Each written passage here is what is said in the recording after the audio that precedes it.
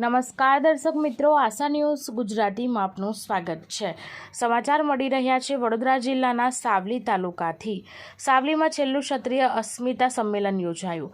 રાજકોટ લોકસભા ભાજપા સીટના ઉમેદવાર દ્વારા ક્ષત્રિય સમાજની મહિલાઓ બાબતે કરેલા કથિત ટિપ્પણી બાબતે સમગ્ર ગુજરાત અને રાજ્યોના ક્ષત્રિય સમાજમાં રોષ જોવા મળી રહ્યો છે, જે અનુસંધાને સાવલીમાં ક્ષત્રિય અસ્મિતા સંમેલન યોજાયું હતું।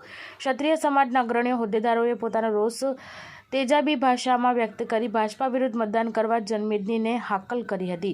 વડોદરા જિલ્લાના સાવલીમાં ભદરવા રોડ પર આવેલા ગોપાલપુરી મહારાજને સ્થાપિત કરેલા આશ્રમ અને કષ્ટભજન દેવ મંદિરના સાનિધ્યમાં ક્ષત્રિય અસ્મિતા સંમેલનનું આયોજન કરાયું હતું।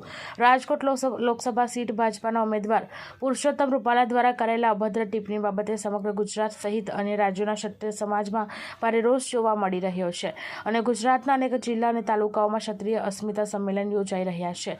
ત્યારે સાવલીમાં ક્ષત્રિય સમાજ અસ્મિતા સંમેલન આયોજન કરાયું હતું અને ક્ષત્રિય સમાજના અગ્રણીઓ હોદ્દેદારોએ વ્યક્તિત્વમાં રોષ વ્યક્ત કરી આગામી 7 તારીખના મતદાનમાં ભાજપા વિરુદ્ધ મતદાન કરવા ડાબા હાથમાં ચાલુ ટોર્ચ સાથે મોબાઈલ ફોન અને જમણો હાથ હૃદય પર મૂકી સામૂહિક શપથ લેવડાવ્યા હતા અને વડોદરા સંસદીય વિસ્તાર કોંગ્રેસના ક્ષત્રિય ઉમેદવાર જશપાલસિંહ પડિયારને વિજયી બનાવવા સર્વ સમાજને અપીલ કરી હતી। આ પ્રસંગે ક્ષત્રિય સમાજના અગ્રણીઓ હોદ્દેદારો લોકેન્દ્રસિંહ વાનસદિયા, વિરેન્દ્રસિંહ સોલંકી, મહેન્દ્રસિંહ રાઠોડ, નરેન્દ્રસિંહ પરમાર, મહાકાલ સેનાના તાલુકા પ્રમુખ જયુસિંહ પરમાર સહિત જય ભવાની ભાજપ જવાનીના સૂત્રોચ્ચાર સાથે ભાજપા પર પ્રહાર કર્યા હતા।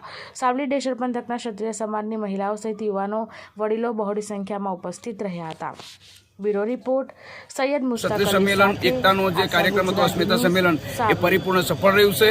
અમે જેટલા માણસોને જે આમંત્રણ વગર, પૈસા વગર, કોઈ લાગ વગર કે કોઈ લોચલુચત વગર હૃદયથી પોતાના ભાવથી અંતરાત્માથી આવ્યા છે અને અમે જે શપથ લીધા છે એ શપથને પરિપૂર્ણ કરીશું।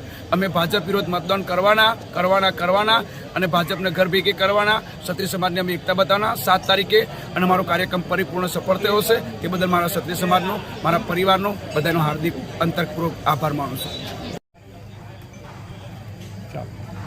આચાર સંહિતા હવે ચાલુ થાય છે અને સૌથી છેલ્લો અને મજબૂત મુકામ અમારો સાવલી છે। સાવલી ક્ષત્રિયોનું ઘડ રહ્યું છે પહેલેથી।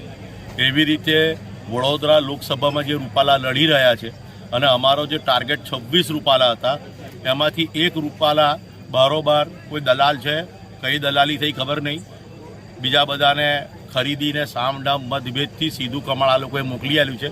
બચ્યા હવે 25 રૂપાલા અમારો લક્ષ્ય છે। એ પૈકી આજે અમારું ક્ષત્રિય એકતા સંમેલન અસ્મિતાનું સર્વ વર્ણના સહયોગથી, સર્વ ધર્મના સહયોગથી એ સંમેલન અમારું સક્સેસ ગયું છે અને અમે 100% ભાજપને મત ન મળે એ માટેની પૂરેપૂરી રણનીતિ અમારી તૈયાર થઈ ગઈ છે। આજે અમારો પ્રચારનો દિવસ પૂરો થાય છે। 2-3 દિવસ અમારી ગ્રાઉન્ડ મહેનત ચાલુ થશે।